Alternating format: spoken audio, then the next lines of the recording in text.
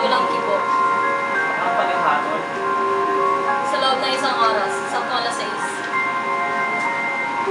Maaari ko ba siyang makita ngayon? Maaari ko, sa tatawagin ko lang siya.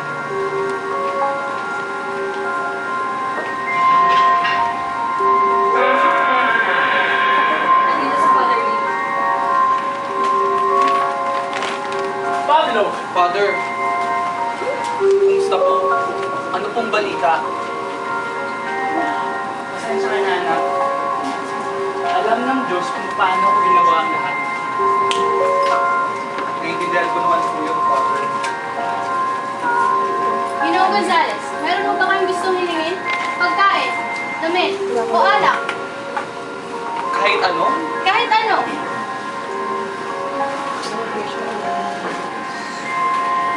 Isang bote. Isang bote ng whiskey. Whiskey? Oo, Father. Alam niyo naman na minsan lang ako makainom ng ganong klaseng alak. Aba, matagal ko din yata ang pinangarap yun. Meron pa po ba kayong kailangan? Oo, 2 baso. Ang ibig kong sabihin kung meron pa po kayong gustong kainin. Pagkain? Wala na, sige, salamat na lang. Warden, Bakit? dumating na ba ang aking tiya? Hindi pa. Pero may dalagang nag-aantay sa labas. Dalaga? Nakasuot siya ng itim na bestida. Si Christina?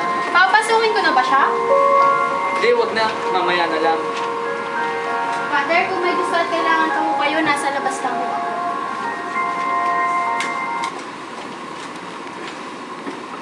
Pablo?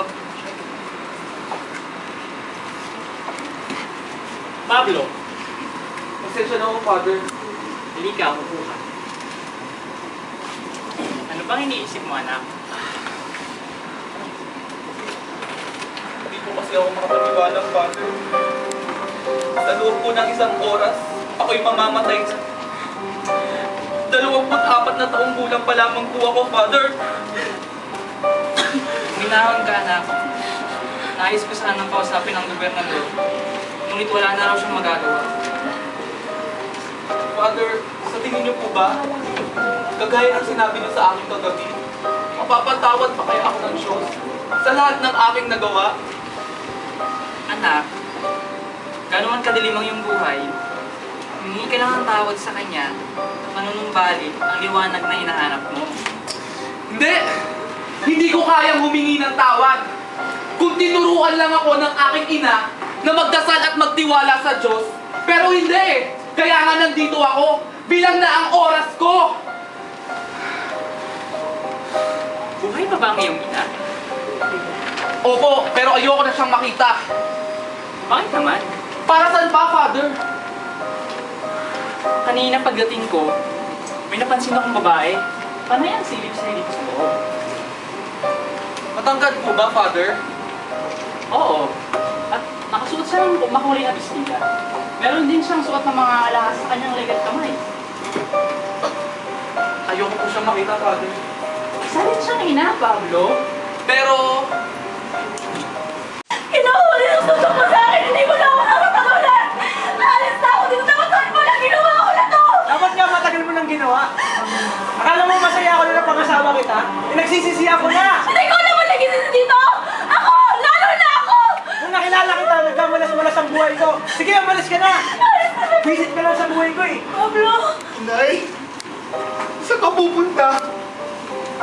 Talaga ako nakalimutan. Hindi naman lumilitay. Pero inay, huwag niyo akong iiwan. Alang-alang matindahan mo din ito. Para hindi kakabuti natin ito. Sa loob taon mo kami nang iwangkaya ko. Hindi niyo na ba ako mahal? Sinasaktan ka ba ng itay? Anong nagawa naming mali? Wala. Ano? Wala, Pablo. Wala. Paalam na anak ko. Inay!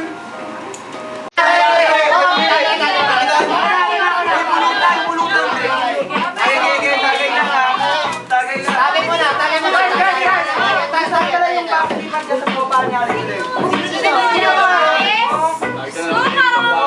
Sobrang pagiging conservative eh. Fairness naman. Mga itsura yun, nagaganda kayo. Yun na yun.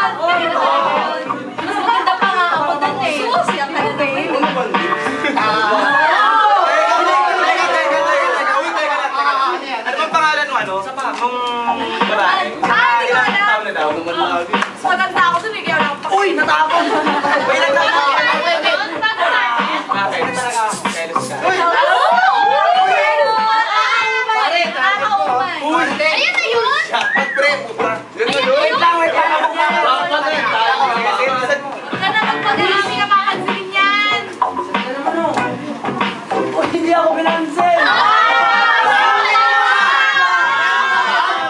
Hoy! Meron. Bastusin! Miss, Upo ka na, Beng. Hindi ka pinansin. isang shot lang po. Ano bang plan nito? Isang shot lang. Anong plan nito? Naku, mauna na nga ako. Sa akin ang plan ka! Ay! 10% ha, 10% ha. Sino na naman yan? Ingay! Hindi si Daddy mag-ibigay. Hello? Yes, Dad. Opo. Sa inuman. Andito na po ako sa kwarto Opo, patulog na nga ako Opo. Sige po, bye-bye. O, paano mauna na ako? Sigurado mo, umuwi ka. Umuwi ka talaga. Okay. Elis! Uy, bastusan. Carlo nga pala. Anong plano dito sa isang babae? Uy, bastos pala Ay, gago pala to eh! Kailanman, hindi pa ako nababasto. Lalo na, ng isang babae. Uy! Nakakita sa akin, May tao! Pare, ano na ako, pare? Kaya ka na naman, nakarinig ka lang ng... Hoy, ano ginagawa mo na? Hoy! Magulo!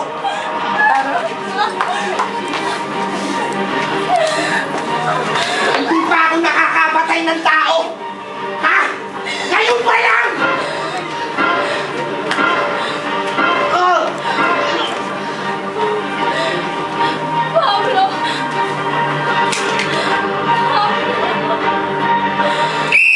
Hoy! Ano yan? Ano nangyari dito? Ha? Mamang sa akin. Pablo!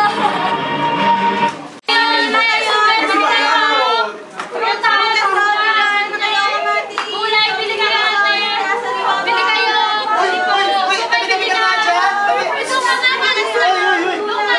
Tabi! Bili po kayo! Sandaan mo! Ate, dito na lang oh, mura ka ate. Lang pala eh. Pwede na tayo. Kaya, sige na kayo ate. Ate. Naku, naku, yung pera mo! Tulungan niyo ako! Pinagtakan niyo ako! Pinagtakan na ba yung wallet ko? Tulungan niyo ako!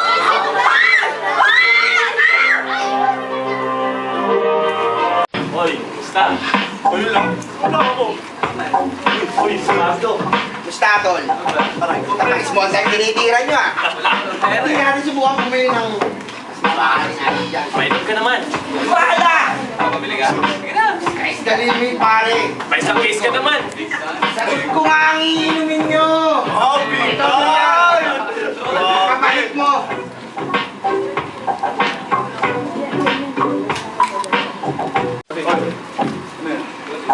Tol, ano na? Saling siya din daw? First down naman yun ah. Jote, ulo. Kaya yan. Mura lang, Brad. Pabili ka na. Uli! Kaya kita yan dito. Diba? Wow, big time talaga. Ang dami mong pera, pare. Ako pa bibili. Uy, pare.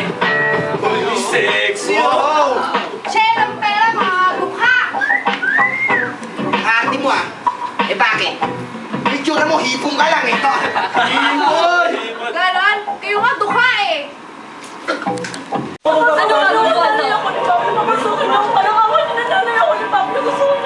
Sandali lang ha. Yung halika nila sa labas. Pumasok. Pagod mo na siya. Lalabas muna ako, Pablo.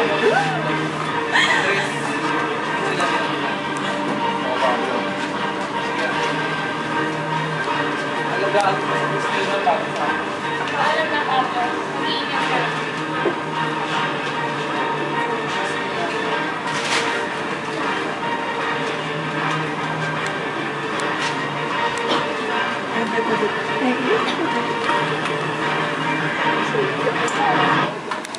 Bakit ka ba nandito? Gusto ko na makilala! Anak? Para saan? Hindi ko kailangan ng awa mo. Minsan, hindi ko naramdaman na meron akong ina. Bakit mo sobrang galit mo sa akin? Hindi ako galit sa'yo. Wala nga akong nararamdamang pagmamahal sa'yo eh. Inamitan kita! Pinakain! Ano ba bang kulang? Sa tingin mo, sapat na yun? Sa tingin mo, nung isinilang mo ako sa mundong ito, tapos na yung responsibilidad mo bilang ina, nag-uumpisa pa lang! Ano ba ang gusto mong gawin ko? Ni minsan, hindi ko nalaman kung ano ang tama sa mali.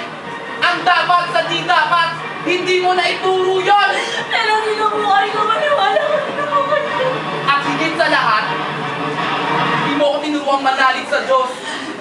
Buti na lang at nandyan si Tia Chedeng. At kahit pa paano, nakilala ko pa siya. Simula ka lang. Hindi ko na minahal ang iyong ama. Ngunit nasa nakikialam ng pamilya ko, hindi mangyayari ang lahat ng ito. Nabidyo ako, nasugal, uminom, naligarilyo lahat-lahat. Para minsan makalimutan ko, minimigisiyan ako sa buhay ko. At lalo na palayo lang ko sa inay mo. Lalo mo na dumating ka, hindi ko matanggap. Kaya binigay kita sa tiya mo. Bakit?